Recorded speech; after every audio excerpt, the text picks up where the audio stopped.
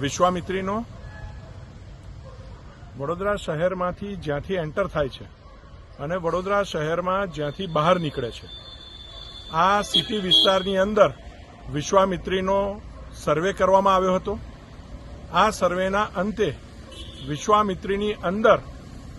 જે 9 થી 10 ઇલીગલ બાંધકામ હતા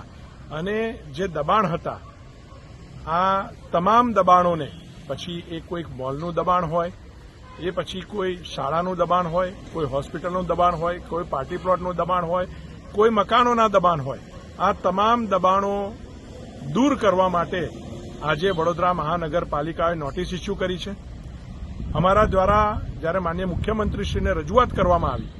ત્યારબાદ માન્ય મુખ્યમંત્રીશ્રીએ માન્ય ગૃહમંત્રી હર્ષભાઈ સંઘવીએ આની મંજૂરી આપતા તમામ દબાણકારોને 3 દિવસનો સમય આપવામાં આવ્યો છે.